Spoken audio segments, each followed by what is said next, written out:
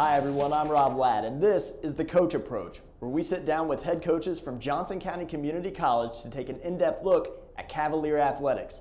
Today's guest is men's baseball coach Kent Shelley. Well, Coach Shelley, thanks for joining us today. If you would start off and give us a brief overview of the season to this point, you're kind of just past that halfway mark, and you've had some kind of unforeseen problems. We mentioned the pitching you and I were talking about earlier. Take us up to speed the Sure. season at this point. Well, Rob, it's great to be with you this morning.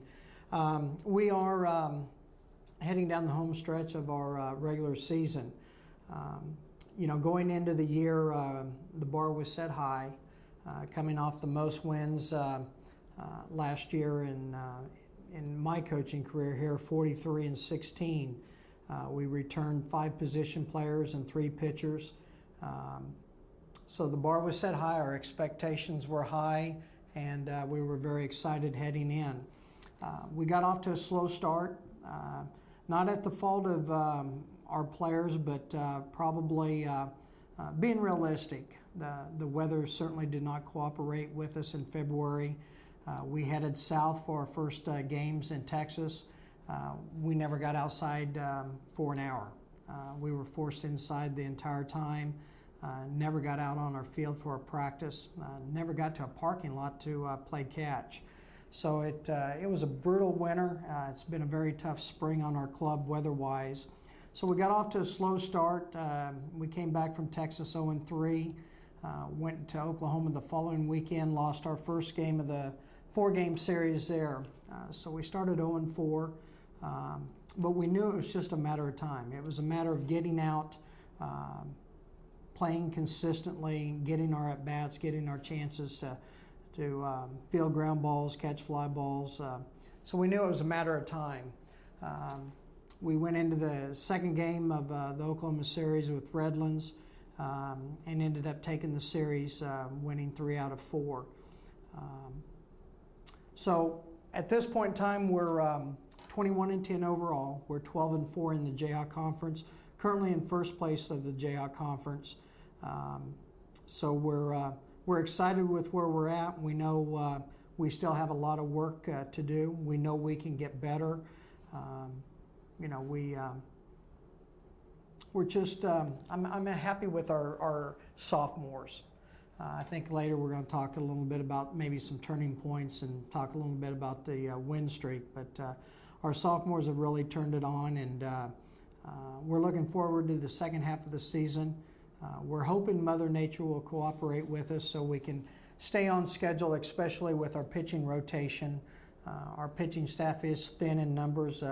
We like the quality of our arms. We just don't have numbers right now. So when you're forced to play 8 to 10 games a week, we certainly don't have the staff to do that. So we're hoping we get a break with Mother Nature and we continue swinging the bat and scoring runs like we have the last few games. And you mentioned that pitching staff, and you returned 3 big-time guys from your team last season. You had some kind of unforeseen losses before the season started. Tell us about that.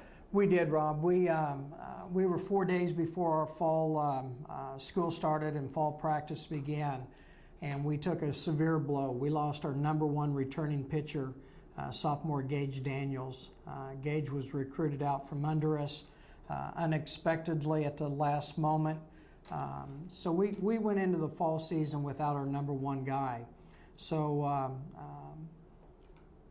what that does when you have a loss like that, or you have a key injury to a member, what it allows is someone else on the staff maybe you weren't counting on to have an opportunity. So we were excited heading into the fall, not excited with losing our #1 guy, but certainly to see who was going to step up and take charge and fulfill that vacancy.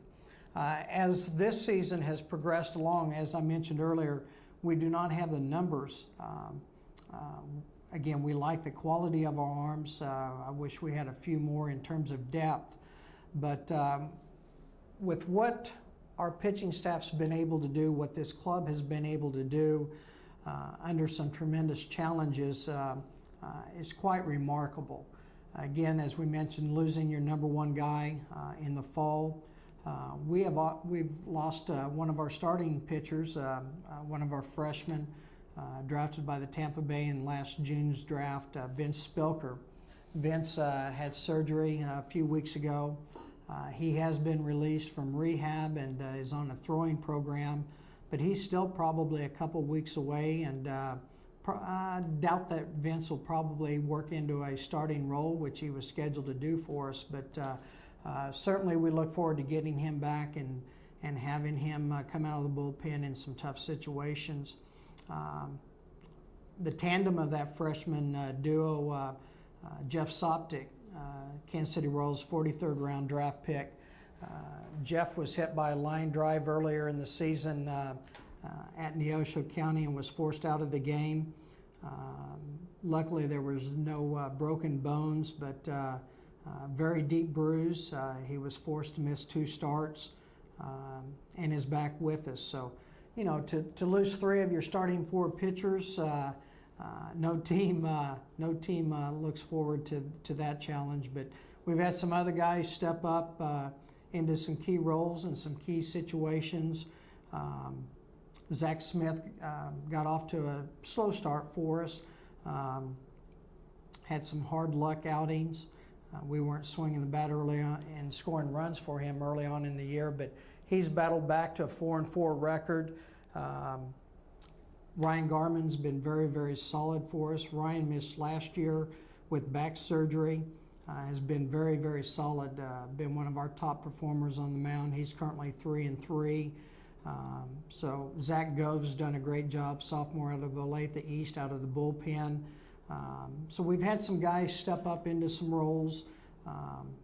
So we'll look forward to get Vince back in the lineup and get Jeff recovered fully from being hit with the line drive. And again, like I said, Mother Nature hopefully will play us a better hand this second round, and we can stay on schedule with our pitching rotation. Well, Coach, that's all I've got for today. Anything else you want to touch on before we wrap things up? Well, we've got a big week this week. We're supposed to, weather permitting, host Fort Scott here tomorrow in a doubleheader. All these games are very big for us right now. We've got Cali coming in on Thursday, and then we travel to Allen County on Saturday. So it's certainly a big week for us. We hope our fans come out this week and support our club. Thursday is going to be a great day weather-wise. Right now it looks like Cali coming in, and right now I think Cali and us probably are the 2 best hitting clubs in the conference, and that's always a tremendous game. 2 great clubs going at it, and in recent years where the 2 teams have been fighting for that conference championship. So it's a great week. Fort Scott's got a nice club. I know Coach Hill does a great job with his guys down there. Their record isn't what they had hoped it would be, but you've got to throw records out this time of the year. He'll have the guys ready. They're a good club. They're fundamentally sound. We'll have to play well to have a chance in that. But we're looking for a great week, and hopefully we can continue to swing the bats and score runs, and we can get this pitching staff healthy and this second half of the season, and we're excited. It's always a great day to be a Cavalier. Absolutely. Thanks for being with us. We'll see if we can get you next week and you let us know how you did this week. Look forward to it, Rob. Thanks, Thank you.